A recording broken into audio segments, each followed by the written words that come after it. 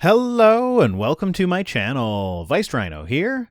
Today, I've gone back to the Answers in Genesis Canada channel as there is just too much there now that is too tempting for me to pass up. This time, it's a video on moral absolutes, and I am absolutely fascinated with how anyone can advocate for moral absolutes, because in my mind, they just don't make sense. There's only one moral absolute that I'm aware of, and that is that it is absolutely immoral for someone with a few bucks to spare to not go to the fundraiser link in the description and chip in for Project Share. So, now that everyone has done that, we can get on with the video!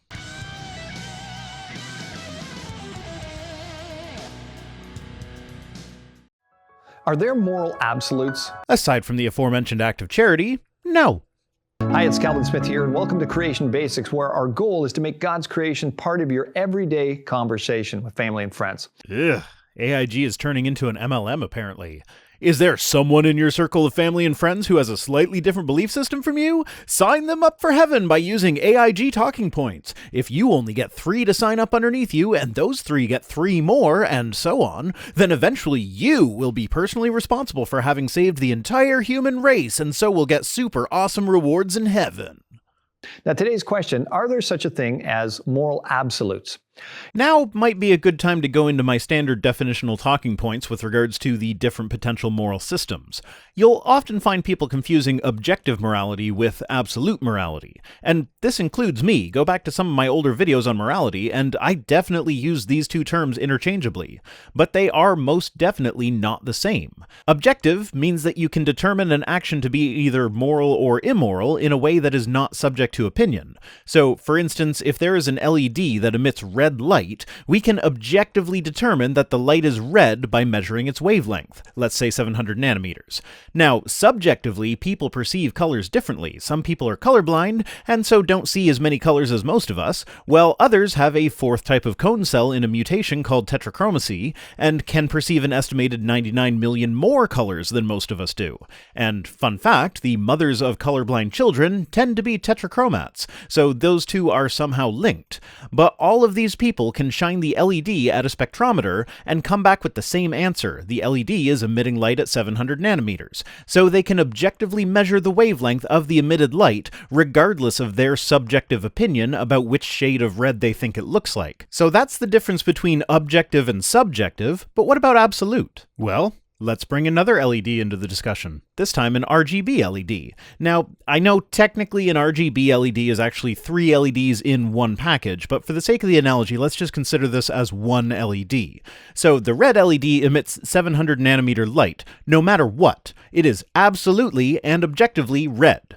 But the RGB LED can emit different wavelengths of light depending on the inputs. These different wavelengths can all be objectively measured at whatever wavelengths they happen to be, but the wavelength being emitted will change depending on the circumstances, while the red LED is absolutely and objectively red. So, to bring this back around to morality, absolute morality would be the red LED. An action is moral or immoral, no matter what. Stealing is always wrong, even if it's a loaf of bread to feed your starving children. Lying is always wrong, even if it's to hide a Jew from a Nazi.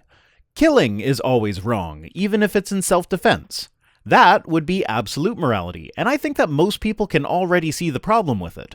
Most of us would agree that lying to hide a Jew from a Nazi is the morally right thing to do.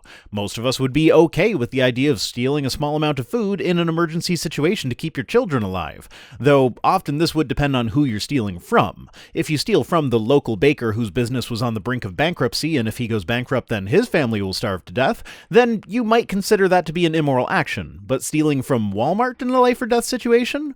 Walmart has a net income of almost $15 billion in their 2020 fiscal year. That's income after all their expenses. They are not in danger of going bankrupt anytime soon. So if stealing a $2 loaf of bread will literally save a child's life, then yes, it is moral to do so. It would be more moral if we just lived in a society that agreed to provide the basic necessities to the people who can't afford it, but I don't live in a utopian dream world, I live in the real world. So most of us would agree that absolute morality is not a thing. But what about objective? All of this seems very subjective so far. Well, Objective morality can be a bit tricky. The thing with objective morality is that you first need to agree on what a desired outcome should be. But once the desired outcome is agreed upon, then we can compare the actual outcomes to the desired outcome and objectively measure whether or not an action brought us closer to or farther away from the desired outcome. But the desired outcome is necessarily subjective, and not everybody is going to agree on it, and there are so many potential confounding factors that this becomes a difficult operation in a lot of cases, such that we often don't have certainty as to the morality of an action. You know, the Bible claims to be the Word of God, so it makes sense that Christians should look to it for guidance in all areas of their life. Yes, if the Bible actually were the Word of God, and God actually did write it as a guidebook to show you how to live your life, then that would be true. But the Bible is a book that promotes a moral system that most of us, including Christians, find to be repugnant, so it turns out not to be true. Starting from that belief, of course, the Bible then becomes like a compass. It's a way of navigating through life, giving them a way of thinking. But that's not even how Answers in Genesis uses the Bible. They regularly have to appeal to assumptions about ancient cultures in order to justify the genocides in the Bible. They regularly have to misrepresent the rules about slavery in the Bible. The part where a rape victim is forced to marry her rapist is reframed as a kindness. God wanted to make sure that the woman was taken care of in a society that was not kind to women. I mean, couldn't the all-powerful God of the universe just influence their culture in a way that would have them treating women as equals, and so such heinous rules wouldn't be required?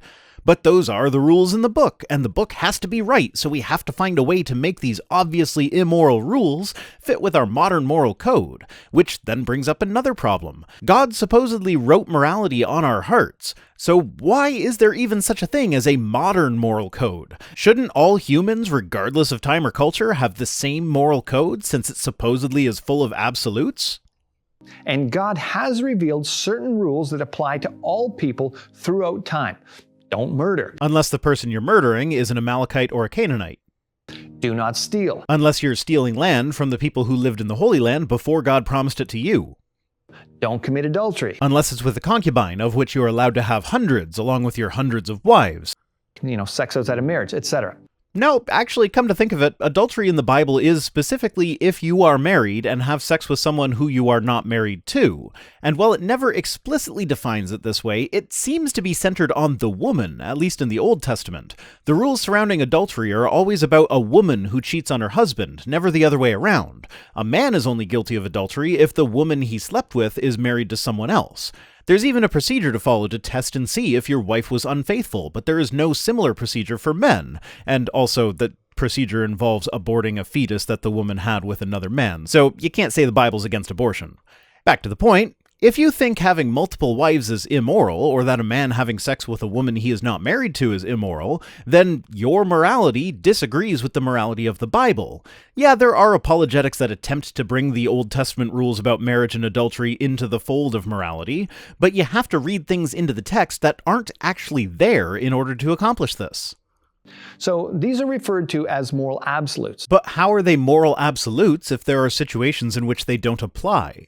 I mean, I guess you could technically get out of the murder one with an argument appealing to the definition. Murder is only the unlawful killing of another person, so when God commands you to kill a baby, that's not murder. But if your moral code can have killing the babies of your enemies as a morally good thing to do, then I don't really care about the technical definition of murder. To me, that is morally repugnant. Now, a consistent atheist, of course, is forced to believe that there are no absolutes. Why? I don't necessarily disagree, but I'm also pretty sure that most Christians don't really believe in moral absolutes either, judging by how they dance around the various immoral laws laid out in the Bible. Well, because they've got to believe in some type of self-creation or evolution, which means everything was generated randomly. There's no intelligence behind it. Nope, that is not what it means. And whether it was generated randomly or with purpose, with or without an intelligence behind it, has no impact on morality.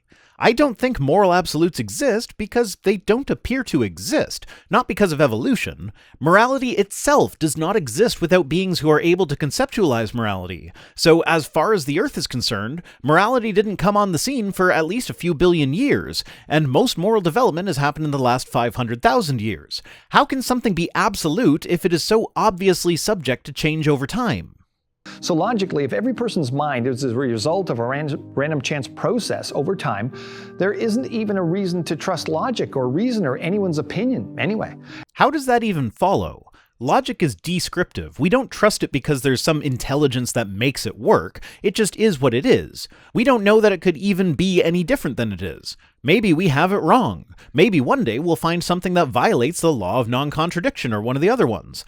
That will require a revamping of our understanding of logic. But until such a day comes, the laws of logic that we have are the best tools that we have for understanding, logic. And all of this has nothing to do with the process that developed our brains over time. Why should the processes that developed human consciousness impact the laws of logic? If I ask a random number generator for a number and it spits out a 5, and then I ask a kid for a number and that kid also says 5, is there a qualitative difference between the randomly selected 5 and the deliberately selected 5? If you multiply the two of them together, do you not get 25, regardless of the fact that one of them was randomly generated while the other was deliberately contrived? If there's no God, there are no standards. Then each person has the right to decide for themselves about right and wrong. And this means no absolutes. Yeah, each person does decide for themselves what they think is right and wrong. And when you put a bunch of these people together into, say, a society, you'll find that there is often a correlation on certain issues. And so we take the issues that we mostly agree on and codify them into laws with agreed upon punishments. This is why different societies have had different rules over time. The collective morality of the people that made up these societies are all different. Sometimes only slightly, but sometimes significantly so. This is a really weird outcome if there really are moral absolutes out there. So, are there absolutes or aren't there? There don't appear to be. This is a big question because if there are, then there must be a lawgiver, a creator of them. Why? Human morality is necessarily framed in terms of human preferences. We don't need an external source to make our preferences go one way or another, even if there is some absolute that we all do prefer. If there isn't a creator, then we aren't bound to absolutes. For example, is raping and killing a child wrong? Yes, it is wrong. I would say that it is objectively wrong based on a goal of increasing well-being and decreasing harm. I could even agree that I am unable to conceive of a situation in which that would not be morally wrong. That being said, there are places in the Bible where killing children is not just permitted, but commanded by God. And there's at least one place where the raping of young girls is very heavily implied. But why do you need to go to big items that most of us, thankfully, will never encounter in our lives? Most people go through life without ever murdering someone or being murdered. Most people won't rape anyone in their lifetime, and most people won't be raped in their lifetime. Although if we divide it into categories, most here only applies to 4 out of 5 women, since a staggering 21.3% experience completed or attempted rape at some point in their lives, and a whopping 43.6% experience some form of contact sexual violence in their lives. If morality were absolute, how could these numbers be so high? More to the point, there is a lot of sexual abuse that gets swept under the rug at religious institutions, with the victims being told that reporting the abuse would mean that they love themselves more than they love God, and they should protect the reputation of the institution. And these are the organizations that claim to be speaking for the source of absolute morality. But does absolute morality apply to the small decisions in life? Is it absolutely wrong to steal a pen from work? What if they don't have an official policy on pen thievery and pretty much expect you to steal their pens? And here's a weird one. What about wearing underwear? Where I work, it is explicitly written into the dress code that undergarments must be worn at all times. Now, I'm sure this was just a way of saying that women have to wear bras without appearing sexist, but it's right there. I have to wear underwear at work. So, would it be immoral for me to go commando? Some people would say yes, it's a violation of the workplace dress code, and following the rules is the moral thing to do. Others would say no, fuck them, they have no right to peek down my pants to see whether or not I'm complying with this rule, and even just having this as a rule is immoral. And you guys don't use small examples like this because it makes the flaw in your logic rather obvious. Different people have different moral opinions, meaning that morality is not absolute. And actually, in this case, my objective moral system has an answer.